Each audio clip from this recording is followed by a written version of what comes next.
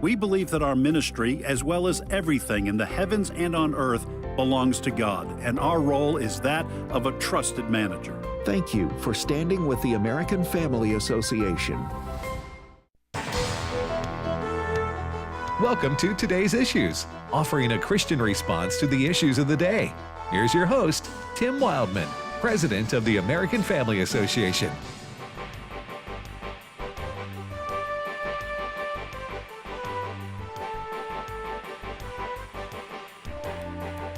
Hey, good morning, everybody, and welcome to Today's Issues on the American Family Radio Network. Today's Issues is the name of this here radio show, and it's Wednesday, April the 17th, 2024. We hope you're having a good day wherever you may be listening to American Family Radio. Joining me in studio is Ed Battagliano. Good morning, Ed. Good morning, Tim. And Fred Jackson. Good morning, Tim. Tuesdays are the only day that both you guys are absent from this show, right? Yeah, unless Dr. Somebody's Ray Pritchard missing. can't be on, Right. and I'll be on. Or Right. But you guys Fred has weren't to on fill in. yesterday. That's right. But you listened to the podcast, right? I did not. Okay. Fred? The Bruins did played not. their last That's- regular season game last night, so I So did not listen to the podcast.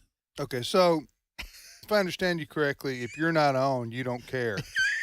I don't. That's no, what listen, that's what I'm hearing. let me just be brutally honest. If I'm on, I don't listen. You don't listen to the podcast, I don't your listen own to voice. myself. You know what you said. It's right. I said it when I meant it when I said it. And I don't need need to listen to it again. Revisit it. No. All right. Well, let's see here what we have cooked up for today's show. Jenna Ellis will be with us at the bottom of the hour. And Steve Paisley-Jordahl will be with us at the top of the next hour. So there you go. We look forward to visiting with our friends Jenna and Steve. So, Fred, what's leading the news today? What's leading the news today is Alejandro Mayorkas. Who? Alejandro Mayorkas. How do you say that? And Ed just loves when I say Alejandro. Mayorkas. Alejandro Mayorkas. Sound like something you get at a Greek restaurant. That's right. I'll have some of that. I have a euro, and give me some of that. Give me some of that Alejandro sauce on there. Sauce on there. Go ahead. He is the Homeland Secretary, the man who said there was no crisis on our southern border. No. No, Homeland Security, isn't he? Yeah, Homeland Security okay. Secretary. Okay. He told Congress under oath back there over the last couple of years, no crisis on our southern border. Everything is just hunky-dory. But lately he's been saying, oh, yeah, there is a crisis on the southern border, and it's all the Republicans' fault because they won't give us more money to secure the border. Well, so what has happened is that the House has taken a vote to impeach Mr. Mayorkas. And they walked across the articles of impeachment. You know, you remember during the Trump impeachments, Right. you had this formal walk of the prosecutors. Well, you Yes. did there From the Bill House. Clinton, too. Yes. Bill Clinton. So they walk across from the House over to the Senate, and they read the articles of impeachment to the Senate. So you may ask, okay, so what's going to happen this time? Because we had whole trials Right. for Clinton and for Trump, twice for Trump. Well, the word is that Senate Majority Leader Chuck Schumer, he doesn't want a whole trial. In fact, he has dismissed this already. And the speculation is we are going to see a vote today led by Mr. Schumer, the Democrat Majority Leader, basically to say, you Republicans, what you're accusing Alejandro Mayorkas of just doesn't rise to the level of impeachment, so we're just going to take a vote here and dismiss this. That's basically where it is. Now, this morning, my favorite Republican senator, Senator John Kennedy, was asked about this. Is Schumer going to kill it? And he talks about probably why Schumer wants to kill this. Cut number 5. Let me tell you what's really going on. Schumer says this is about principle. To quote one of my favorite columnists, if you think this is about principle, how did he put it? You also think Elvis is alive and running a small bait stand on Lake Erie. This is not about principle. This is about raw gut politics. The loon wing of the Democratic Party, led by President Biden, does not want the United States Senate over a 2-day period to present evidence of how the Biden administration has screwed up royally the southern border right before an election. That's what this is all about. Well, listen, he's exactly right. I'll be honest. I didn't know. Maybe when we have Jenna on, I know we've got some subjects that we're going to discuss with her already, but I would like to ask her.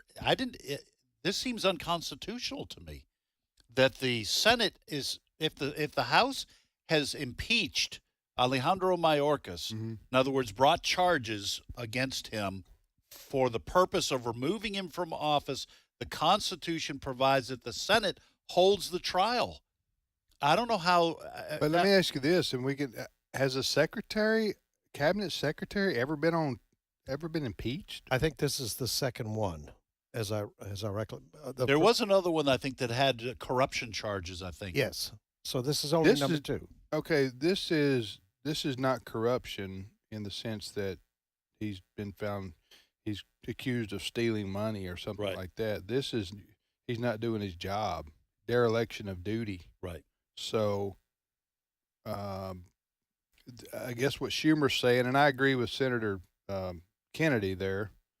You know, the motives of Schumer is just simply to block any kind of investigation into the border situation, which is completely out of control and has been since Biden came in. So they don't want to focus on that, especially during an election year. So Schumer's just going to do like Kennedy said, just block the impeachment inquiry or trial. But anyway, that's what this is all about. Well, and when you have the cover of the mainstream media, you can get away with these kind of things. But I'll tell you what's happening is this has a corrosive effect on the proper working of the republic, because when you just go, as Senator Kennedy said, just sure raw gut politics, that sword cuts both ways. And if the Republicans ever have control of the Senate, what they'll just say is when if another impeachment occurs from a democratically controlled House, they'll just say, no, you didn't allow the trial last time. We're not going to allow. And then the government stops working, and people's that would be a good in thing. It. Well, it would, except that, yeah. We certainly don't want them passing any. They pass trillions of dollars in spending, whether they're working or not. They don't even read the bills. I know. I don't know. I know what you said was funny, but this just puts me in a bad mood. And bad mood Ed is just not the person. Right, and it's only Wednesday. Well, Friday's coming. Yeah. So you can, and the Bruins. Did the Bruins win? They lost. But that wasn't the playoffs. No, playoffs start Saturday. No, but so that I doesn't don't matter. feel good about it, Tim. I think we might get bounced out of the first round. I was just trying to give you some hope that there's a new start on this There's weekend. no hope. Okay. There's no hope for my team. They have the best record in the NHL, I think. That was last year. That was last year, Tim. This is a new year. I'm trying to be an encouraging brother here, and I'm just getting slapped back down. You ever known somebody by negativity who won't allow you to cheer them up? Who's that? No, I'm just saying. You ever known somebody like this? Well, now you do. No, I'm just kidding, folks. God is on the throne. My life does not revolve around the circumstances of my hockey team. Your hockey team. I've watched them all year. Listen, it's okay. You got God, your family, and then your hockey team.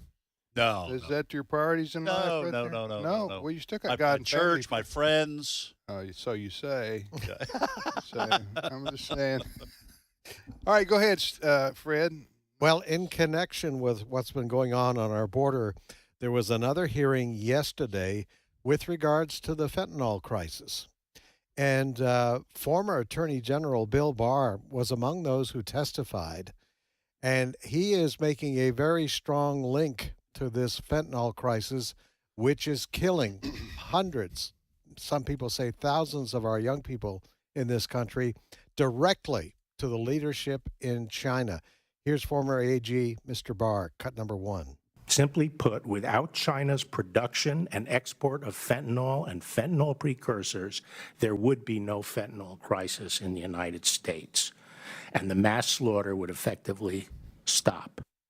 And to add to that, Congressman Rob Whitman, a Republican of Virginia, says the fentanyl crisis is all on China. Cut two. It is. It's sobering and staggering what we see in this report.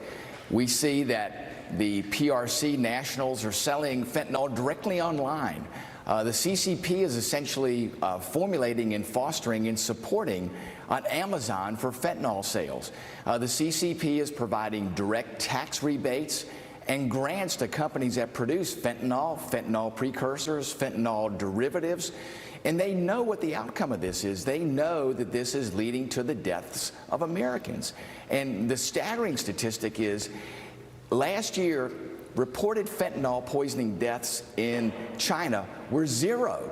In the United States, over 76,000. Let me ask you this. Go ahead. Yeah, just to wrap this up, what both Barr and what Congressman Whitman are saying, the Chinese government has licensed companies in China to produce the ingredients that that go into the making of fentanyl, this deadly drug that's killing thousands of American kids mostly. And what's happened is that the Chinese government says you cannot, to these companies, you cannot sell these ingredients on our soil. It's okay if you want to ship them out, but we will not allow you to sell them on our soil. What is the conclusion from that? China knows how bad this is, and they are well aware that those ingredients are being shipped to countries like Mexico, who's putting pills together, and they're coming across our very porous southern border. Let me ask you this about fentanyl, and we've talked about this many times. Is this an addictive drug? It's addictive and extremely dangerous. Okay. The reason I ask is let's just assume for a minute we're talking about communist China and companies there, and we're talking about shipping either the finished product or the ingredients over to the U.S., right? Yes. Via Mexico? Yes. Mostly? Okay, so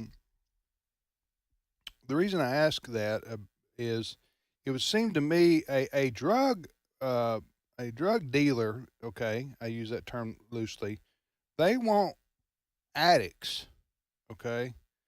They don't want dead people. Dead people don't buy drugs. You see what I'm saying? So I don't think that China is doing this to kill people intentionally, and that be the end of it. Because what good does that do? I think these people, the dangerous part comes in here now, where it is addictive, and a lot of people, I guess, use it over a long period of time, but it can kill you. It is approved by the FDA for use as an anesthetic. That's in a pharmacy, isn't it? Or, yes, that's doctor a lot regulated. Of time, this is the problem, but when it's sold on the street, it's like 100 times more potent than morphine, 50 times more potent than heroin. Who makes this that's sold on the street? Is that made in China? I guess what's happening is that as we just heard from Bill Barr and this other, Congressman Whitmer, was it? Whitman.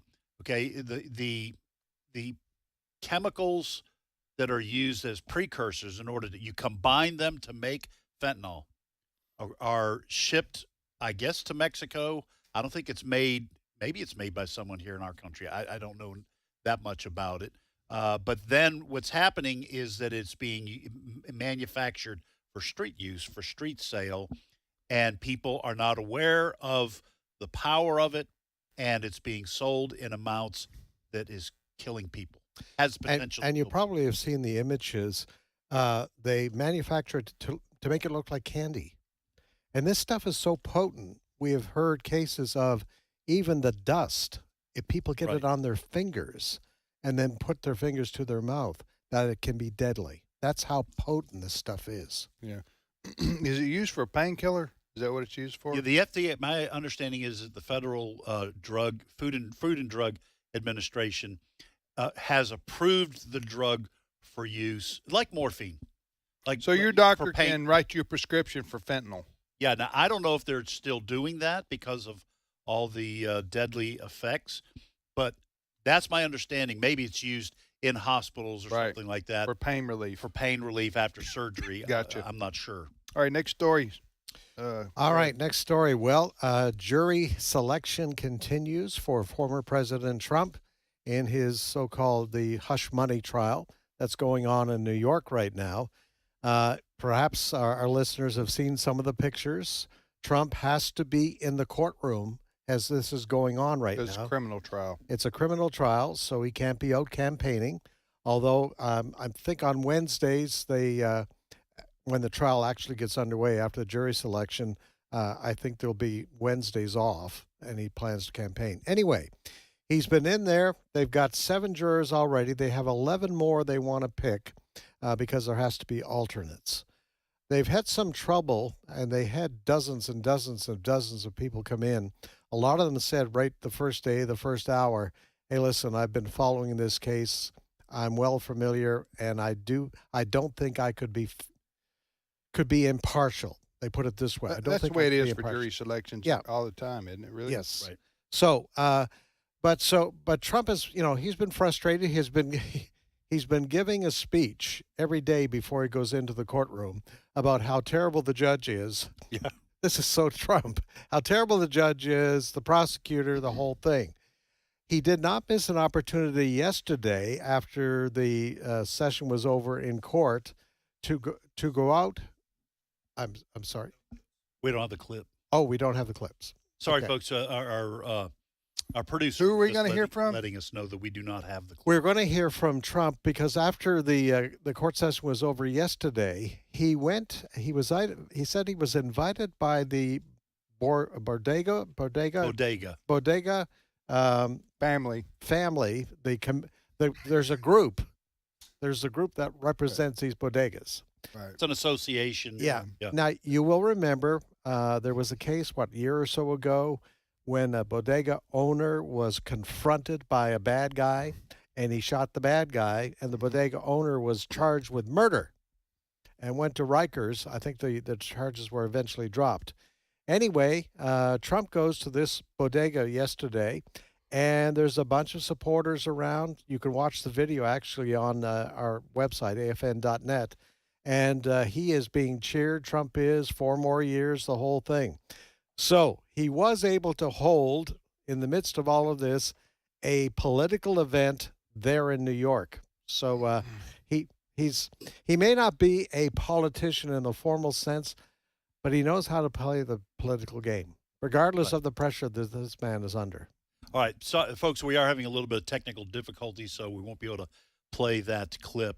Yeah, this goes back to 2022, and the store clerk in this bodega, and these are just kind of small convenience stores inside the cities, Jose Alba, he was attacked. He stabbed the attacker, and the attacker died. And so then Alvin Bragg, the Manhattan district attorney, brought Alba up on murder charges. And if this had not made it to the media, I think Alvin Bragg would have put this guy in prison. Yeah. He's the DA from Manhattan. Right. Yeah. I think he would have put him in prison, but because it hit the media and exploded, in other words, Jose Alba was defending himself. It's a case of self-defense.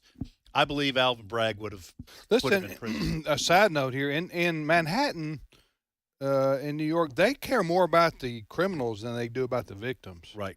I mean, that's just the truth. They care more. They'll let these violent criminals go every day, with slap on the wrist, let them back out if they even get a slap on the wrist. And many times the criminals who are going to be charged with a crime, sometimes they have a rap sheet that's a mile long. Yeah, shouldn't be out on the streets. Citizens of Manhattan don't care about themselves, right? Because they vote for going light on crime. So if you're going to vote for going light on crime, and even violent crime, then you're going to get more of it. And so they just sort of have a self-loathing syndrome there. Well, that kind of going light on crime, not caring about the victims, but caring about the criminals, that's all in the abstract until it happens to you. Right. And the problem for some of these big blue cities is that people are starting to experience it themselves, so it isn't just abstract anymore. And we've mentioned before the state representative in Minnesota who was carjacked and who had been Defund the vocal police. in defund the police kinds of Yeah. protests, all of a sudden saying, well, where are the cops? So you can make it abstract and you can make it theoretical until it happens to you. Yeah. And the more crime explodes in these big cities, the more of these people that vote for the Alvin Braggs of the big city, the more they start getting a little bit bent out of shape over the crime. So you're listening to today's issues on the American Family Radio Network, Tim, Ed, and Fred. So the trial for the hush money trial for Trump, they're in the jury selection process, right? Yes, they have to find 11 more, and that's what's continuing. How many do today. they have to have? Well, it looks like a total of 18, 12 jurors plus the alternates. Okay, in case some of the jurors drop off, get sick, or whatever like that. Right. And so, how long will this trial last? Well, it could go for at least a month or so. That's Good. what. Now, they're how does somebody take off work for a month? I've heard even maybe 2 months. Yeah, it's possible. And he has to be there the whole time? He has to be in court. Which is why when, as you put it this morning in our story meeting, President Trump on his lunch hour, quote unquote, is trying to do some politicking. Okay. Man, I don't know. I thought maybe you could at least say, I'll leave it to my lawyers, but you have to be physically. I knew the federal court cases, criminal cases, you had to be physically present, but I didn't know. I think you do in most jurisdictions because they want you to face the possible consequences of your actions. Okay. You've got to face your accusers, So, so on and so this forth. could go 2 weeks to a month, maybe something like that. People It are could. saying. Mm-hmm. So you're gonna have witnesses and all that. Yes. Are they gonna call the women? Yes. At least I That's think. gonna get tawdry. This gonna get ugly. Mm-hmm. Right. Because they're gonna be talking about how many affairs did you have? How many times did you meet Mr. Trump? Mm-hmm. How much? You know what I'm Yeah. saying? Yes. Gonna be tabloid city, right? Yes. Yes. It is. And that's, well. Well, what? Well, I was just going to say that's part of the reason for bringing these charges against President Trump, but also now President Trump's denying ever having affairs with these ladies, but if You he believe did, him? do I believe him? You believe him? I really have no idea. He's known for being a playboy, but I listen. I would be very disappointed because he was married at the time. And my understanding is his wife Melania was pregnant. So I don't know. I don't know if he did. If he did, then you have to expect that tabloid stuff is going to hit the press when you're as well known as a former president. Yeah. Well, it's going to get, like I said. He says no. These ladies say yes. I who knows? He said, she said. Yeah. Huh? So. And some people argue, well, why did you pay? Pay them to keep their mouth shut. Yes. Because it was Even though you argue they're lying. Well, you don't. No. I don't believe a man. If a man pays somebody $130,000, he's paying her off for a reason. Now, I'm not saying whether Trump did this or not is yet to be determined in the court of law. I'm just making a observation of reality here. Take Trump's name out of it. But if you pay somebody $130,000 to keep their mouth shut, you're doing that for a reason. Well, no, wait. Now this happened. This came out just weeks before the election. What did? In 2016, did it not? Yes. With Stormy Daniels. So ordinarily I would agree with you. You don't pay someone $130,000, but if you're in the middle of a heated campaign and you don't want to have to talk about what this woman is saying, and no, absolutely not. You would. No, you don't pay $130,000 for a completely, totally fabricated story, and then the next woman's going to come along and do it. No, that's insane. Just weeks before an election, you don't want to. No, talk because about then that makes you look guilty of sin.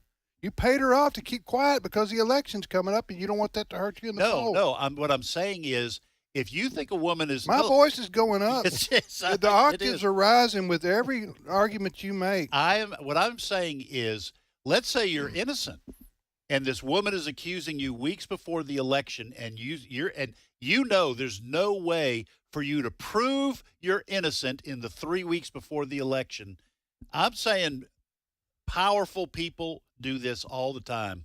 Important vote coming up, an important business deal. I don't want to have to prove I didn't do it. Just pay her what she wants. That's why she's making the accusation. It's to get money. Give her the money. That's what I think happened. That makes me think you're guilty of sin. You're going to do that. Well, what's going to happen if another woman comes forward and does the same thing? How much you're going to? Well, if the election's over, then you can say, okay, now I'm going to. I only pay if I got an election coming up. Listen, I'm just telling you that is just weeks before an election.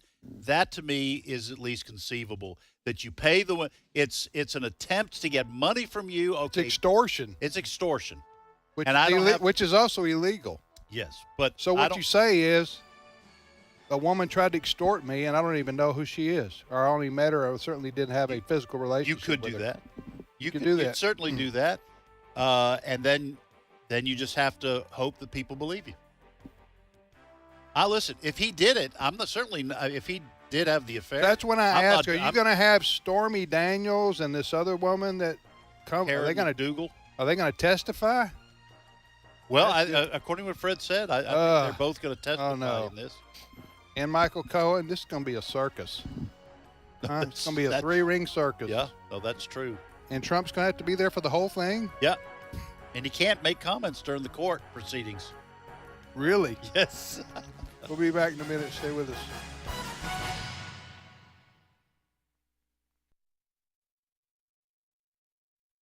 It's my turn. Here is your host for My Turn, Don Wildman. Near Dublin, England, an illiterate young lay preacher started a series of religious meetings in a barn. Folks who attended said it was a rather discouraging meeting. It didn't last too long.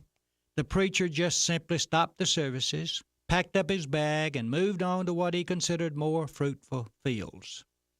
Only a few folks turned out for those meetings, and they weren't much interested in the series. There was a young boy who had made a decision for Christ during the meetings, but no one paid much attention to him. Everybody knew him. It was just Gus, and the crowd hardly got excited when Gus made his decision. Strange indeed are the ways we measure success. Numbers, statistics. That's the only method many of us have to judge the worth of a venture. So we count as failures those ventures where we're not overwhelmed with numerical success. If the leading citizens of the community had come to the meetings, made decisions to become followers of the way, why, the meetings would have been a success. They would have been continued. But just Gus? Why, it was as if everyone had wasted his time. A fellow told me recently that hindsight is a whole lot better than foresight. The only problem is that by the time we get to the hindsight place, we've already followed our foresight. And using our foresight, we measure the worth by the size. I remember a story about a man who made a decision. His townspeople didn't get too excited about it. This man decided to become a preacher. When he returned to his home church to preach, many of the people wouldn't listen to him. Do you know why? It wasn't because he didn't have anything to say worth listening to. He did. But it was because of who he was. Is not this the carpenter's son? They asked. And because he was the carpenter's son, and not the son of the high priest, those neighbors of his would not listen to what he had to say. Instead, they literally ran him out of town, following his sermon in which he spoke some unpopular truth to them. Well, little Gus grew up and also turned out to be a preacher. He had a lot of enemies and was an enemy to some people himself. He wrote several books, despite the fact that he died when he was 38 years of age. Those books are out of print now, long since forgotten. He preached many times, but his sermons aren't remembered now. And Gus also liked to write poems and songs. He wrote 133 in all.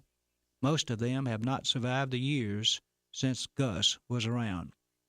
But one song that Gus wrote has survived the years, and it gives every indication of surviving many, many more centuries. The hymn can be found in nearly every hymn book you pick up. It is entitled Rock of Ages. It's one of the favorite hymns of millions and has been a source of inspiration to countless numbers. Augustus M. Toplady shot a hole in the popular conception that success in a venture for the Creator can only be measured in numbers. This has been My Turn with Don Wildman, a production of the American Family Association. We give thanks to God always for all of you, constantly mentioning you in our prayers, remembering before our God and Father your work of faith and labor of love and steadfastness of hope in our Lord Jesus Christ. 1 Thessalonians 1:3. American Family Radio. This is today's issues. Email your comments to comments@afr.net. Past broadcasts of today's issues are available for listening and viewing in the archive at afr.net.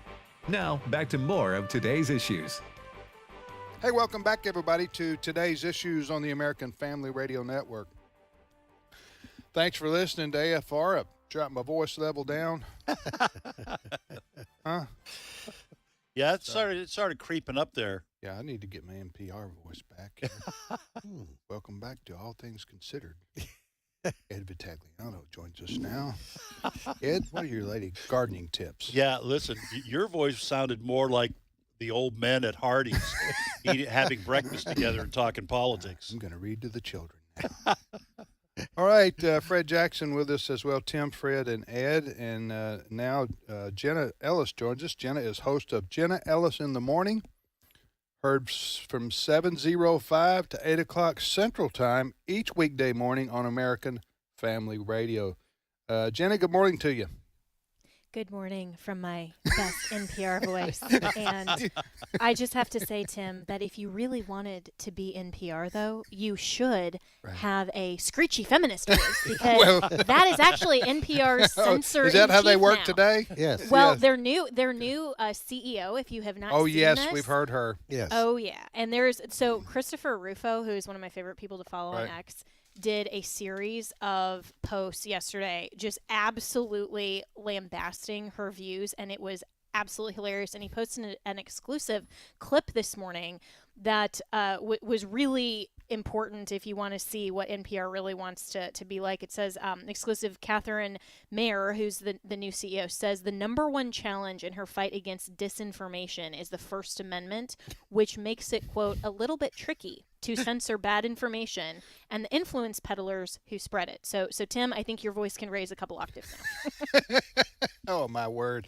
Yeah, that's National Public Radio. We're going to get to that story a little bit later on about their veteran editor who outed them, like anybody didn't know already, really, but he only confirmed that they are extremely liberal in their editorial room and all across and they don't even allow for dissenting opinions.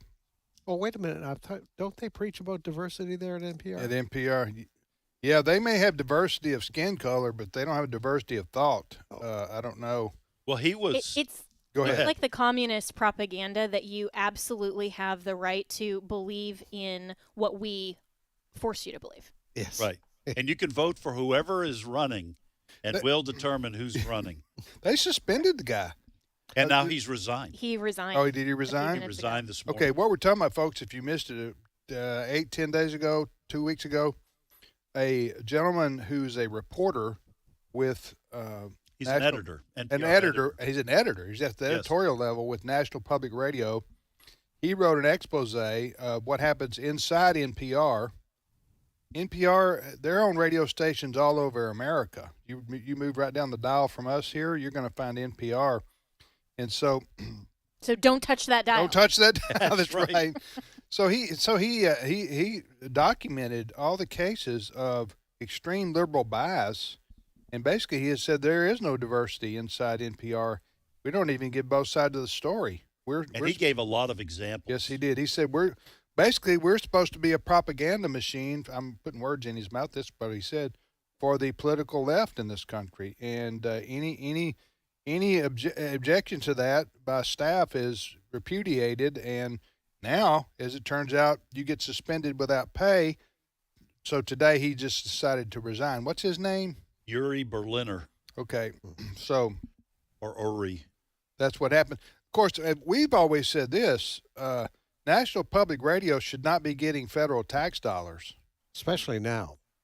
Yeah. Not if they're going to be a propaganda. Listen, let them swim in the same sea we do. Mm-hmm. You know, if you got enough support out there, then people write you checks to support your organization, or I guess they can get corporate donations. All they'd have to do is write to Uncle George Soros. Yeah. George Soros. By the way, George Soros just bought some radio stations. 200. Did he? But then their thin veneer of saying that, we're just middle of the road, draw your own conclusions, then that would be completely dissolved. And there are so many. When I was in D.C. and used Uber frequently, most of the time Uber drivers would have NPR on unless they had music on. And every time I would ask them, oh, so why do you listen to NPR? And they would say, oh, well, because usually, that it's not a political side. And, I get everybody in my car and I don't want to offend anybody. I'm thinking, well, no, it's the misconception that NPR is plays it down totally the middle, unbiased. Yeah. Yes, and that would be absolutely destroyed if they didn't receive government funding. Yeah, they may play it down the middle on how to play guitar, or I don't know. Yeah, they have those kind of all things considered kind of little human interest stories. Human interest stories that are very. But their politics are all left. Right. Mm-hmm. It's all left. I've listened to some enough to know. All right. I do have. Can I have toss a question to Jenna? Yes, completely unexpected. Toss it. All right, Jenna. This is not what we told you we were going to talk about. Right. Surprise! But you're a constitutional attorney, so let me ask you this: that we reported this morning in the first segment that without bias, that in terms of the impeachment of Alejandro Mayorkas, the House is going to present the impeachment charges to the Senate, and Chuck Schumer has basically promised that he's going to block the whole thing.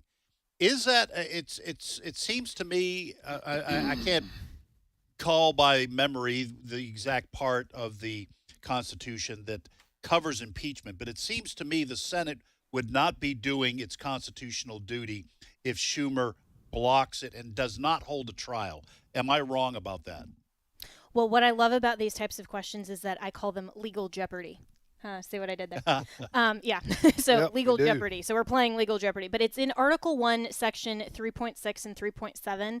And so when you talk about the power of impeachment, it says the Senate shall have the sole power to try all impeachments. When sitting for that purpose, they shall be on oath or affirmation. When the President of the United States is tried, the Chief Justice shall preside. And then it talks about judgment and so forth. So technically speaking, when you look at this, the Senate shall have the sole power to try all impeachments. It doesn't say the Senate shall try all impeachments. Okay. So I think the argument will become that the Senate could decline, but they need to do that with considered judgment. And so actually one of the things that I argued when I was representing former President Trump in the first impeachment, and we had these conversations in the legal on the legal team, I wasn't one of the people in arguing in the Senate, but more in the media, but of course talked to Pat Cipollone, Jay Sekulow, the others, and we discussed a motion for summary judgment, basically a legal process by which the Senate could hold a vote and say there is no there is no impeachment worthy articulation of fact and law in the articles of impeachment. So the Senate should just vote on this by virtue of summary judgment. I don't think procedurally the Senate should just decline to try it as a matter of politics, but in terms of the constitutional process, the language of the Constitution does not require a trial, but I think it does at least require a process. That's very interesting. Talking to Jenna Ellis. Jenna, in addition to being our morning talk show host, is a constitutional lawyer. That's when we talked to her about legal issues a lot. Hey, I don't want to get stuck on this because we talked about it last half hour, and I know, Jenna, there's certain things you can and cannot, or you cannot discuss relative to former President Trump because of the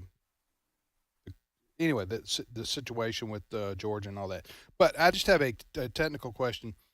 If in the court case in Manhattan with Alvin Bragg going after Trump, are the women that are involved here that Trump says he didn't have an affair with and they say he did, are they going to take the stand? Yeah, well, and I can talk about this case because it has nothing whatsoever to do with the other indictment, and this is all a ridiculous sham. And and I think Jonathan Turley, I agree completely with you. I'm just asking, it's a sham because they would not go after anybody else, and wouldn't go after Trump if he weren't.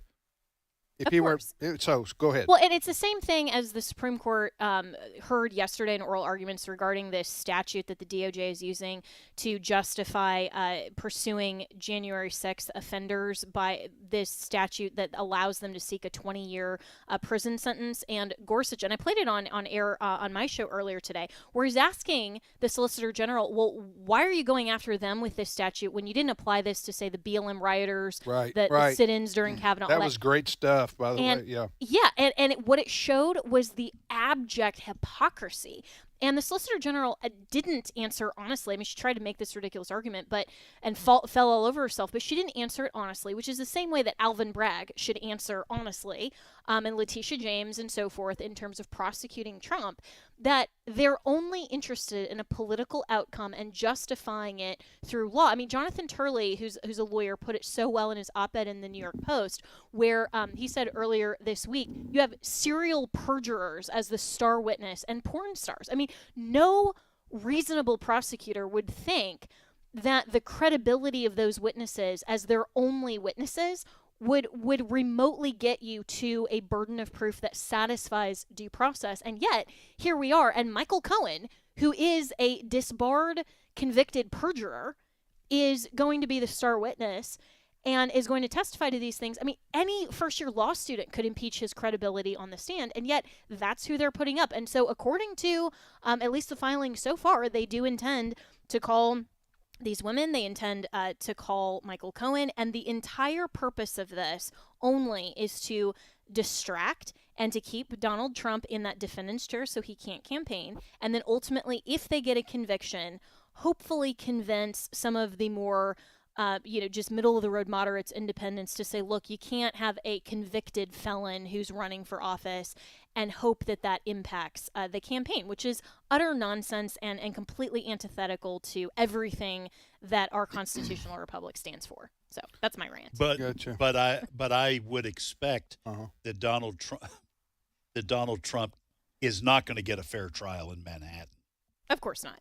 Of course not. This is part of his Manhattan problem. is, it's like Heartland America, isn't it?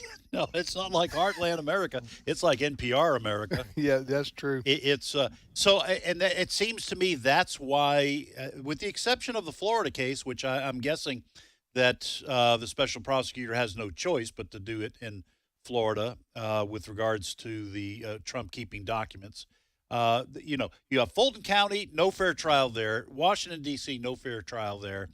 Manhattan, no fair trial there. So it seems to me that President Trump is going to have to appeal these kinds of verdicts while the campaign's going on, because I don't expect he's going to. I think he will. Okay. Yeah, I don't think he's just going to take a conviction. Yeah. All right.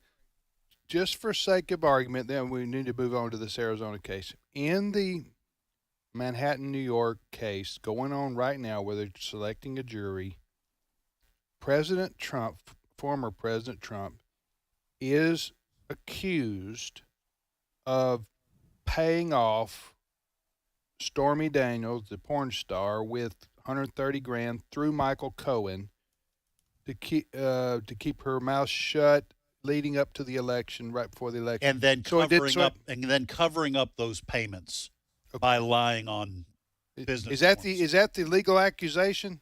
Well, it's actually more frivolous than that.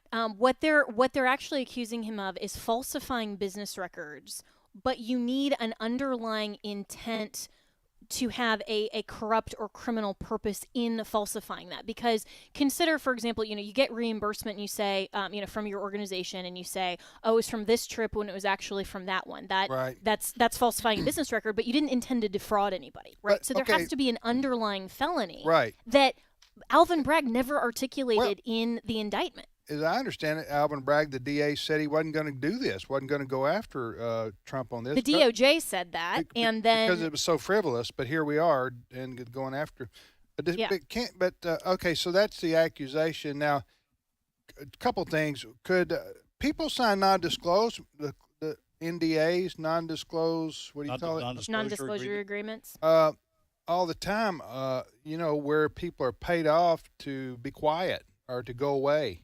But he's not being charged with a crime in doing that, right? That's what I'm saying. Why couldn't this be looked at as an NDA?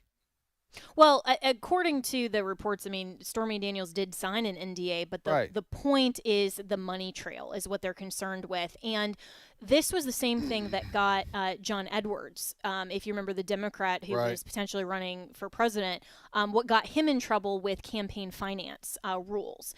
And so, the campaign finance issue is a separate question, but what they're actually suggesting in this case is that Trump should have used campaign finance instead of a payment allegedly through Michael Cohen to reimburse, because that was falsifying personal business records for a campaign purpose that he didn't disclose. And yet, if he had done this through campaign finance, I'm sure that they would have tried to snag him with the same thing that they went after John Edwards for. So all of it is frivolous, and it's trying to take a person and a target and then fit any sort of crime that they can possibly manipulate.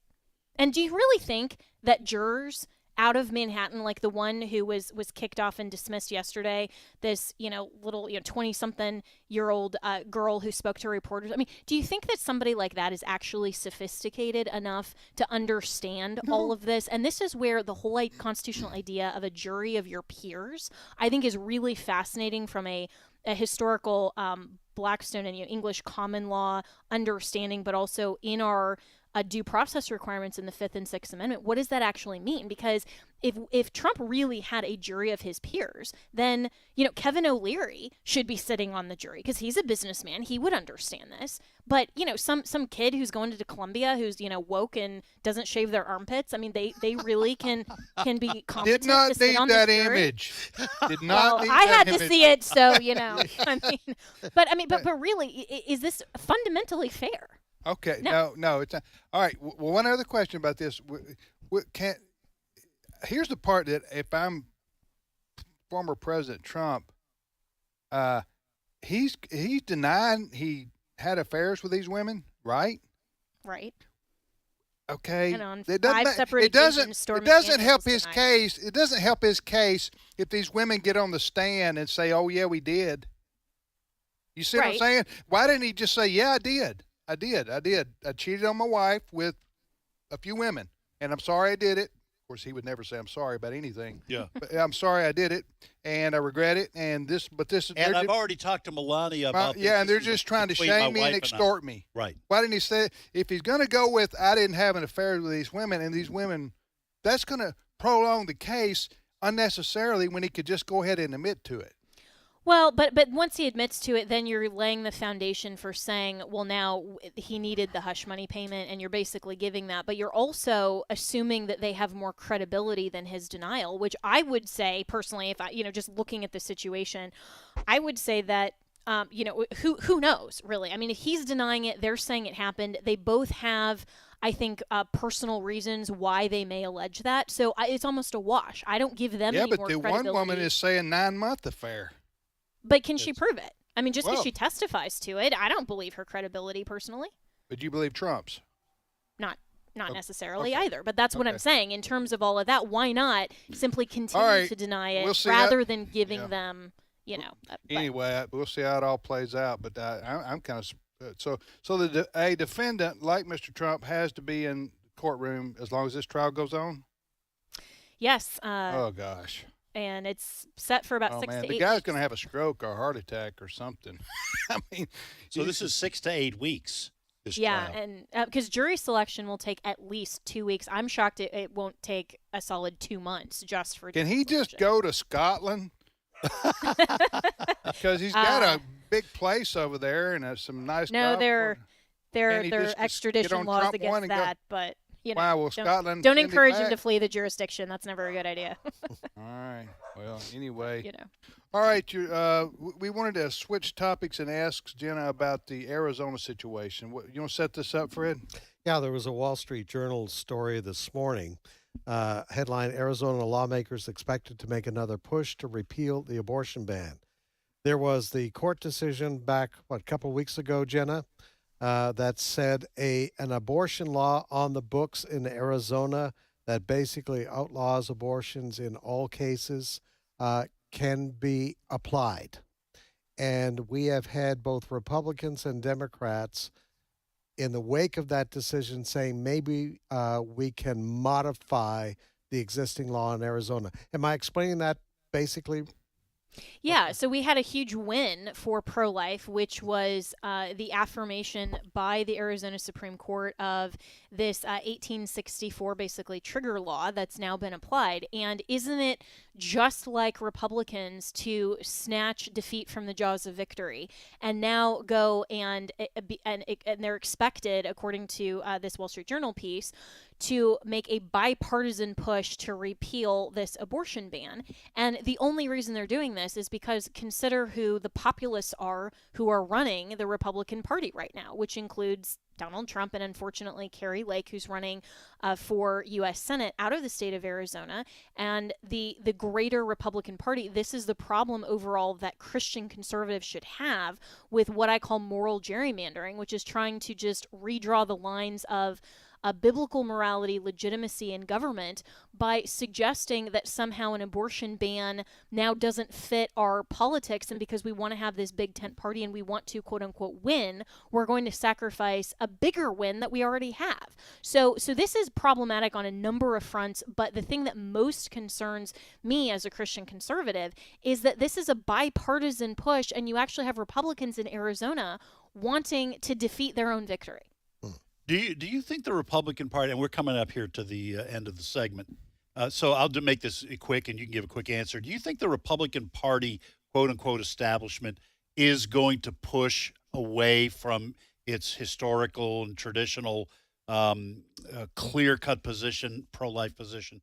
Absolutely. And you're already seeing them do this when they're talking about exceptions, when they're talking about compromise on what can we as a society determine is a viable sort of view on pro-life policy, 15, 16 weeks. And we've seen the caving of the so-called moral majority over the last 50 and 60 years. We caved on the definition of marriage. We caved on, every one of the social issues. And we're starting to cave on pro-life. And so what's next? What makes the Republican Party any more conservative in terms of these social issues than Democrats? Not really much, unfortunately. And my personal opinion is that the Republican Party establishment married the social conservatives under Ronald Reagan because they had to have them, but they're not true believers. They're not true believers in pro-life, natural marriage, any of those kinds of things. They're not true believers, and now that push comes to shove, we're seeing their real colors. That's my opinion. And neither is MAGA, by the way. That which is very unfortunate. The greater scope of MAGA are these conservatives that are not really principled, and they don't want to have morality enforced against the leftists because they don't want moral law enforced against them. They want to smoke their pot, have their sex, all of this other stuff, and say basically, get off my lawn. That's not a conservative position. I'm fixing to put my hands in my ears to cover my eyes. I don't want to hear any more of this negative news, okay? Thanks, Jenna. Thanks, guys. The views and opinions expressed in this broadcast may not necessarily reflect those of the American Family Association or American Family Radio. Faith, family, freedom. American Family Radio. It's good to reflect on God's Word, With the Faithful Reflections devotional book, you can enjoy a daily reading that includes commentary on a scripture reference written by an AFA staff member. There's even extra space to jot down your own thoughts. For a limited time, Faithful Reflections Devotions from AFA staff is available for the special price of $12. Get yours today at resources.afa.net. This is American Family Radio, a listener-supported ministry of the American Family Association.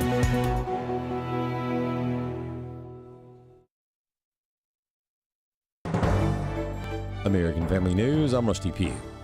Israel is still weighing a response to this past weekend's drone and missile attacks from Iran.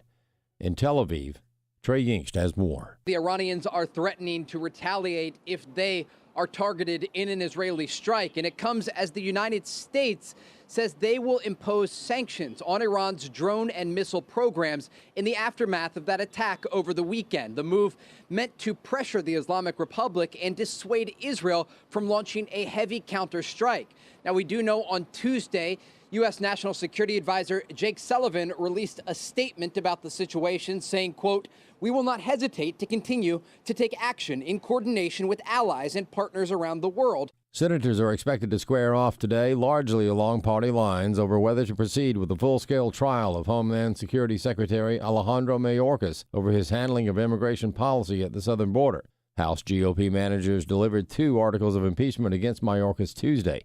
And the next step in the proceedings calls for senators to be sworn in as jurors, sitting as a court of impeachment today at 1 p.m. Eastern Time. Senator John Kennedy of Louisiana explains why Chuck Schumer and the Democrats won't vote on impeachment. Let me tell you what's really going on. Schumer says this is about principle. This is not about principle. This is about raw gut politics. The loon wing of the Democratic Party, led by President Biden, does not want the United States Senate over a 2-day period to present evidence of how the Biden administration has screwed up royally the southern border right before an election. That's what this is all about. As we have reported on AFN, the Biden administration wants oil and gas companies to pay more to drill on federal lands. The bulk of production is on private lands, but Kathleen Skama of Western Energy Alliance says it's still a concern. We get about, all in, probably about 10% of our oil and natural gas from federal lands. We get quite a bit of production off of offshore federal waters as well. But let's call it about 10%. So, that's not a huge amount, but when you take away 10% of production, that would affect prices at the pump. When you throw in all the other regulations for companies and consumers, Skama says you have problems. Combine that with methane rules from EPA and rules from the Securities and Exchange Commission and others trying to defund the oil and natural gas industry. There are rules to force people out of their cars and into an EV. So all of these different rules pile on and add to energy inflation. We have not heard the last of a fight over Indiana's ban on most abortions. Chris Woodward explains. The Indiana Court of Appeals ruled this month that plaintiffs with a religious objection to the abortion ban should be exempt from it. But that decision had no immediate effect and may be challenged in the state Supreme Court. AFN confirmed this week that Attorney General Todd Rokita's office is working on appealing this ruling. Mike Fichter of Indiana Right to Life is asking people to pray. Pray for Indiana state policy leaders, including our Attorney General, that we know will use wisdom in how to navigate this entire suit, for wisdom also for the justices. Fichter adds that it's very important for not only Hoosiers, but for people around the nation to understand what is going on with this case. The Indiana Supreme Court has already ruled that the state's new abortion law is constitutional, and they've ruled that the state has a compelling interest in protecting unborn life. And the plaintiffs in the suit are not even claiming to be pregnant or wanting an abortion. They merely claim to believe life does not begin until a baby takes her first breath, for example. Some of the other plaintiffs don't even state that. If this lawsuit succeeds, Fichter says Hoosiers can expect that any law in Indiana could be defied by someone claiming a so-called religious exemption. I'm Chris Woodward. And finally, Ford is recalling more than 456,000 Bronco Sport and Maverick vehicles due to a battery detection issue that can result in loss of drive power. More news available online at afn.net and download the AFN mobile app. I'm Rusty Pugh. Transgenderism, critical race theory, and evolution. Is your child or grandchild ready to face these and other issues on campus? Hi, I'm Kirby Anderson with Probe Ministries and Point of View. You know, many Christians leave the church after they graduate, but they don't have to graduate from God. That's why we have the Mind Games Camp this year, June 16 to 22nd, a week of presentations, role play, as well as fun at camp. Sign up today at probe.org and help them meet these challenges to their faith.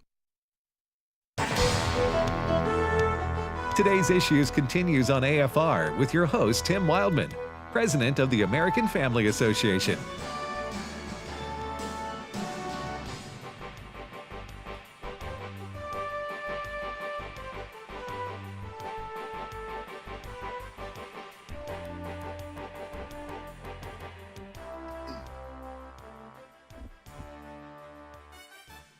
Hey, welcome back, everybody, to today's Issues on the American Family Radio Network. 24 and a half more minutes of this program on this Wednesday, April the 17th, 2024. Tim Wildman here with Ed Vitagliano, and now Steve Paisley Jordahl joins us. Good morning, Brother Steve. Good morning, everybody. How are you, sir? I'm well, but I'm mad at my dog. What All right, happened? we can move on. Well, no, hey, no, listen. this needs to, you need time to, I think you need to, Cleanse your soul. Yes, go ahead. Well, I mean, you can't drop that on us and then. No, we need to know the story. All right. I baked a cake last night. It was a tres leches cake, which is a Mexican cake. It's just to die for. Tres leches? It means 3 milks? 3 milks. Huh. So basically, How about it's a cake that you put sweetened condensed milk, evaporated milk, and whole milk on it, and it soaks into the body. We don't want to cake. need the Oh, my recipe God. here. Oh, wow. Anyway, I made it, and it Yeah. was looking pretty good. And I walk in just in time to see my dog get her paws off the counter where she had been eating the cake. No, you mean, man. the cake was obviously. Well, she ate you, nothing. you were letting it cool? Yes. I have a... What kind of dog do you have? She's a golden doodle. She's a miniature. She's only 35 pounds. This is what's remarkable about my dog. We've caught her several times getting stuff off the counter. We have to push things back. It's called counter surfing. But never once. It is. That's what it is. Never once has she ever pulled anything off the counter onto the floor, like, crash of dishes and everything. But you've never had anything up there like a tres leches. Not cake. before. And the dog knew it was Cinco de Mayo. Coming up. Must Coming have. up, huh? My So- wife is convinced that dog speaks English, but Wow. So, Well, Yeah, so I'm not happy with the dog. you have our sympathies. Thank you. so the cake was completely ruined, or No, well, okay. there was a corner that she hadn't gotten to yet, so we took a little bite. Well, how did- What? how did- After the dog? how did No. It's in a like 9x13 pan. Yeah. She got like the front half and Yeah. some of the As top. far as you know. Yeah, but Yeah, you know, when you get to be Steve's age, you roll the dice. You know what I'm saying? You're not throwing a cake away That's at right. the off chance of getting rabies. You're rolling the dice. Huh? You don't throw the cake away. You spent too okay. much time making that cake. I did spend So a a lot of dog time put a making the couple of cake. paws on it. So what? To that age, you're rolling the dice. By the way, you do know that dogs cannot eat chocolate. Yes. That's dangerous for There's dogs. no Well, they chocolate. can eat it, but they get sick, right? Yeah, they get very No sick. They chocolate can in a die. tres leches cake. Yeah. Wow. So Right. you rolled the dice and ate the corner. Yep. I don't care. I love this dog. We're pretty close. We're family. Yeah, We're right. family. Yeah. All right. Hey, you ought to bake one of those cakes and bring it up here for us to try. All right. All right. We'll do Yeah, that. but just let it cool off in your car or Yeah, something. yeah, It's gonna don't be tell cool. us if the dog. No. No, you tell us. No, you tell I'm not us. that Yeah, I close agree to with your that. dog. We haven't taken a shot for that. All right. I can do that. I think That's funny. I think you'd really like it if it turns out right. So you guys know that there's a case at the Supreme Court now. They're trying to determine. This is about the January 6th Capitol riots. Are we And still on January 6th? We are still on January My goodness 6th. I know. Can we move on? Well, they've got several hundred people in jail right now, and they are trying to determine at the Supreme Court whether they could charge them with obstruction of a federal process. Apparently, Which was the the certification of the college election electoral votes. And so the Solicitor General of the United States, her name is Elizabeth Prelogar, was talking about why the Department of Justice, the United States, thinks that what happened on January 6th was obstruction of a congressional official proceeding. And would necessitate a long prison felony sentence. Right, a longer felony. Well, Neil Gorsuch wanted to chime in and just kind of put some fences around this because it's an awful vague thing they're trying to argue. So listen to what he said. Cut 7, pretty good. The pulling of the fire alarm, the vote has to be rescheduled, or the protest outside of a courthouse makes it inaccessible for a period of time. Are those all federal felonies subject to 20 years in prison? So with some of them, it would be necessary to show nexus. So with respect to the protest outside the courthouse, we'd have to show that, yes, they were aiming at the proceeding. Yeah, they were trying to stop the proceeding. Yes, and then we'd also have to be able to prove that they acted corruptly. To the extent that your hypotheticals are pressing on the idea of a peaceful protest, even one that's quite disruptive, it's not clear to me that the government would be able to show that each of those protesters had corrupt intent. So mostly peaceful protest that actually obstructs and impedes an official proceeding for an indefinite period would not be covered? Not necessarily. We would just have to have the evidence of intent, and that's a high bar. They intend to do it, all right. Did you hear Neil Gorsuch throw in that mostly peaceful protest? Yes. Listen, we all know what's going on here. I had to edit that down a little bit. He had 4 examples of other people where the left was obstructing things and nothing happened. One was sit-ins at the Kavanaugh trial. The protest there, that disrupted a congressional thing. Pulling the fire alarm with Representative Bowman, which is what he said on the tape there. What about hecklers in the crowd? The Palestinian, they've had several protests that have interrupted hearings, Palestinian protests, and then the mostly peaceful protests of BLM. Mostly peaceful. So anyway, that trial is going on, and according to those that observe it, they really couldn't read the justices. Sometimes after oral arguments, you can kind of get a sense of where things are going. They're not sure. They didn't. It didn't seem like they were falling in line. So when this comes down, it'd probably be a split decision. Well, and the problem for the Justice Department and is clearly the Solicitor General. The problem is that in terms of January 6th, you have a very mixed bag of reasons why people were there. And if you're going to argue that all of them were there for the very worst of reasons to absolutely shut down the process of certifying the Electoral College votes, then you would have to prove that, even from her own words. And the fact is, you're not going to be able to. In other words, the worst motivations were, we're shutting this down because we believe the election is stolen. But I got to believe there were not only a lot of people there just to protest outside, but there were a lot of people who, when you had, agents of the government, Capitol Police, opening doors and letting people, they thought, oh, okay, well, I'm going to go look around. Maybe. Yeah, that did happen. But they're getting stuck with the 20-year charges as well. Tim, I think you probably agree. It's a legitimate question because Donald Trump did send them down to protest peacefully and lawfully, but they're protesting the certification of the electoral count. And the reason that they were in there, the reason that they went down there was to stop the count. So I don't know. Would you have? You asking me my opinion? Yes, sir. So I have one. Trump messed up on that day. I'm not saying what he did with the rally, the initial rally was a bad thing. He was angry and upset. There were a lot of people about what happened, and he felt there was, some bad things went on with the counting of the votes and all that stuff. But in some of the states. But yes, he did tell him to go down there peacefully and patriotically. But he also told him to go down there and, quote, fight like hell, end quote, and, quote, stop the steal, end quote. Well, the way you stop the steal is you physically go in there and you stop them from stealing. the election. That's the way I interpret it. Now, Trump doesn't speak in metaphors much. He pretty much just says it like he feels and like he thinks. So that's what I mean by he messed up by encouraging them to go down there. You got people worked up, man. They're emotional, and you've already had a rally. Yeah. And then you tell them go down to the Capitol and stop the steal.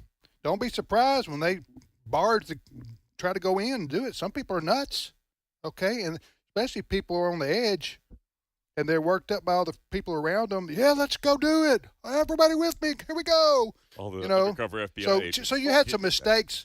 You had some serious lack of judgment on the part of some of these people. But I completely agree that the prosecution of some of these, Sandy Rios' document, it's punitive. Yeah. And it's if people went in there and they committed acts of violence and vandalism, okay. But even that, I got to the crime fit the punishment fit the crime. Yeah. Even that's otherwise people would have nothing on their records in the past. They should not be punished for life. 20-year felony, right? This is definitely. So I think what Gorsuch did right there, Supreme Court Justice Gorsuch, was great because you had how we're going to carry this out on everybody. We're going to be fair about this because you had a sitting United States House of Representatives member, Bowman is his name, Jamal the Bowman. Democrat. Yes, Jamal Bowman. He was the one that pulled the fire alarm to stop the vote about 3 months ago. Remember that? Mm-hmm. And Gorsuch nails this Solicitor General on that question. Right, that's what we were hearing him ask her. That is, yeah. And was she the Solicitor General or yes. United States Solicitor General. Solicitor General. Okay, well there you go. So she didn't have a good answer for him. Did you think, Ed? Did you think her answer? No. There's not, because what the Justice Department is doing is wrong. It's, right. Yeah. Right.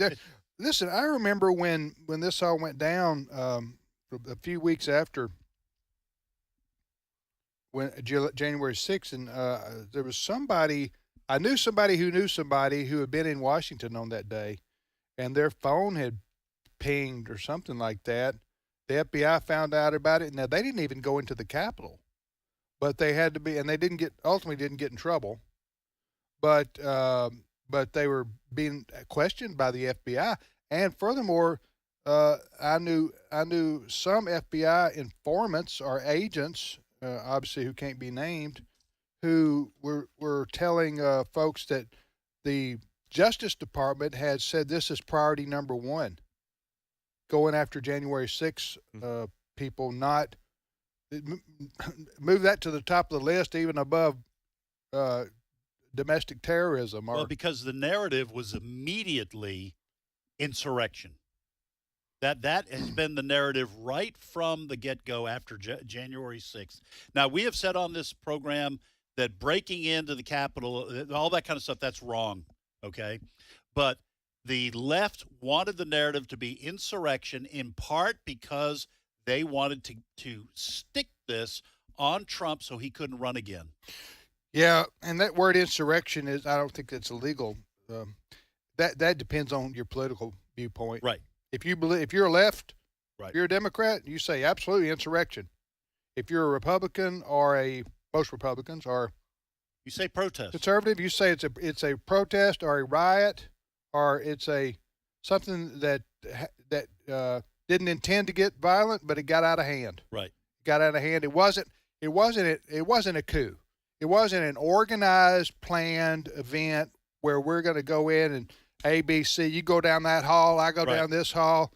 We take Pence and we hold him hostage. I mean, it wasn't like that. It was just people were worked up emotionally, and somebody went into the Capitol, and then a few others went in, and it got out of hand. Yeah.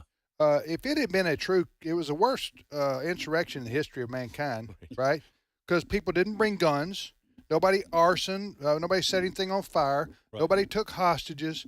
This were just a bunch of people who were angry, worked up, and they got carried away, and they should be punished. I'm talking about the ones who did violence or the ones who went inside the Capitol.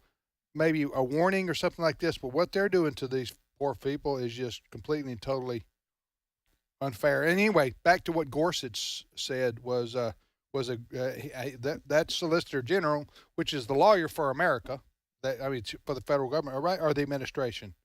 Well, it would be for the Justice Department. For the Justice Department, which is a part of the she lost that argument. Yep. All right, next story, Steve. All right. Well, let's talk about. I've got some breaking news a little bit on. Did we talk the other day about the NPR reporter who came out and said we did? We talked about it last half hour too. Okay. Well, he's quit.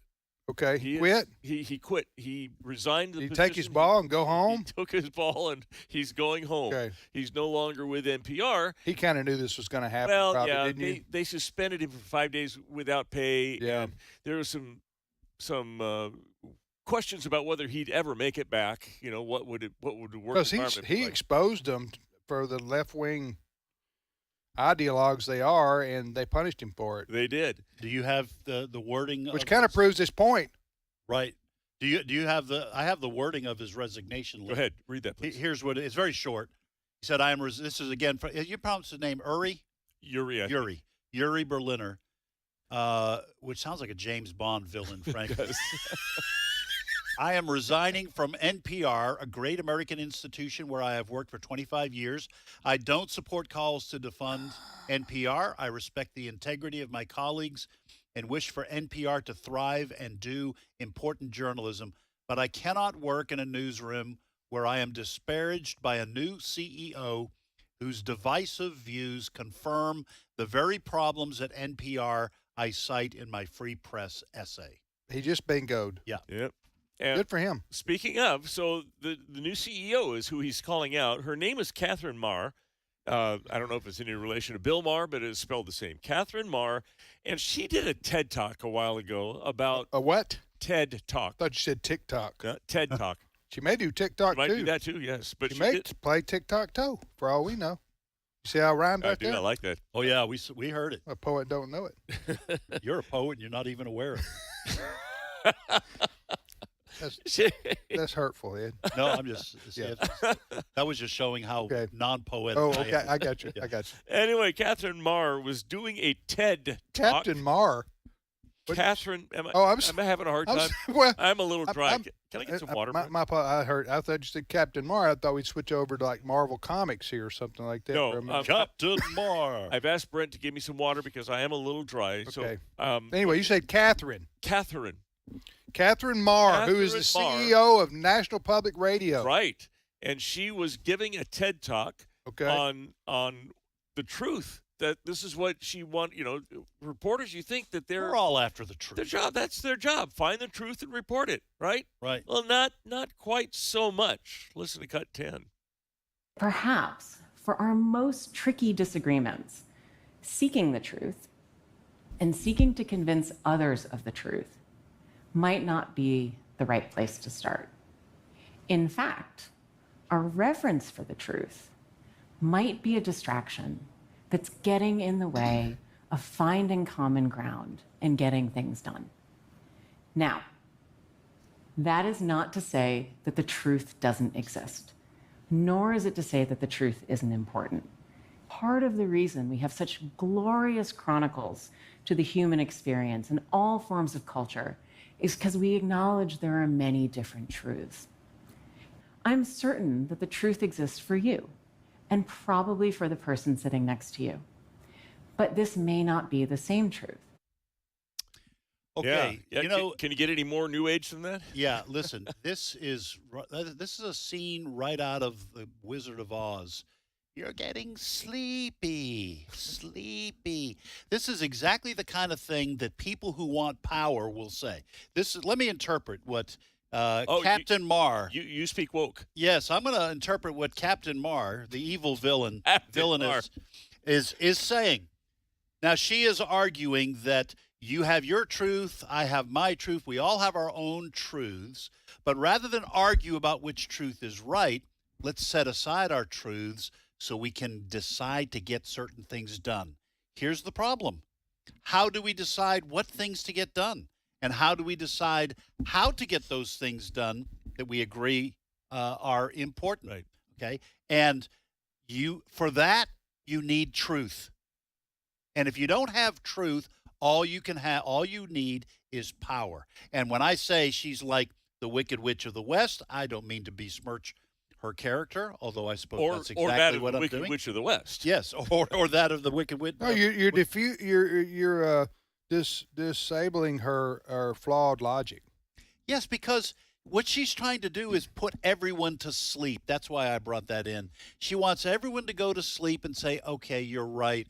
I'm not going to argue about what I think is true. Let's just agree to all get along. And then she and the other people with powerful positions, and NPR for certain segments of the population is very powerful, okay? Then they'll decide what's important to get done. And the moment you come from your position of truth to say, I don't agree with that, she says, just go back to sleep. Yeah. Let's not argue about truth. Let me give you an example, a prime example. This is going on right now in our culture. The definition of gender. Some people will say a transgender guy that wants to be a woman. A lot of people in this culture say that he really is a real woman. Right. That's they believe that to be the truth. We believe to the truth that he is still a man. He's just a troubled man. Right. But the way you resolve that with Miss Mars' logic is, well, you go ahead and believe that. We'll go ahead and believe this. But we're still going to let them have puberty blockers. We're still going to do surgeries on them. And let them swim, let men swim for the women's swim team.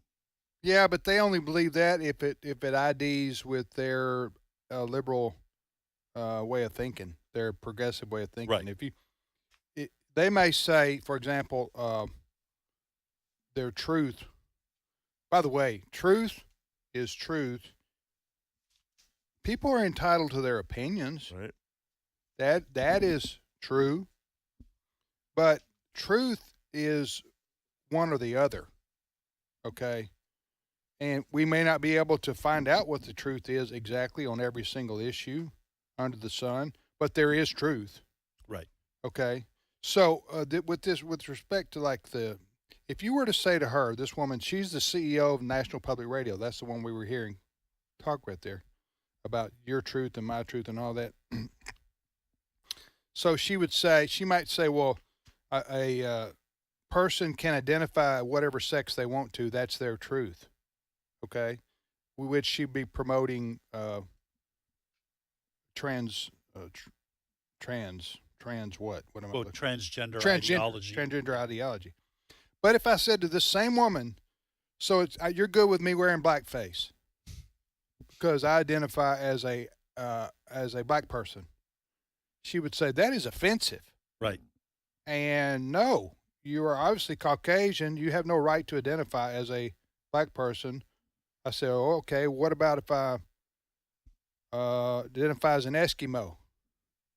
No, you can't identify as an Eskimo. You're not an Eskimo. You're a Caucasian male. Right. And I would say, well, I'm not a male. She said, well, okay, well, I'll accept that. Yeah. Right. You see how idiotic this stuff is? And that's it only fits. They only agree to your truth, my truth, if it fits their narrative. Right. And that's because truth is that which comports with reality. Yes. So 2 + 2 = 4. And always will. Is not my truth. Right. And 2 + 2 = 5 is your truth. Right. No, 2 + 2 = 2 because that's the way the real mathematics. 2 + 2 = 2. He misspoke. Oh, 2 + 2 I'm trying to = save 4. him. Thank you. So 2 + 2 = 4 because math. Right. And that's reality. It's science. Yes. It's not a matter of opinion. No. Or in England, they'd say maths. That's what I'm saying. Some things you can have opinions about. Other things are demonstrably You can have true. your own opinions, but you can't have your own facts. Facts. That's Amen. right. Thank you, Steve. You're welcome. Okay, ladies and gentlemen, thanks for joining us today on Today's Issues. Today's Issues. Tomorrow we'll be back with gardening tips from Ed. And a wonderful recipe for Trace Leche's cake from Steve Jordahl. Right here on National Public. We'll see you tomorrow, everybody, on Today's Issues.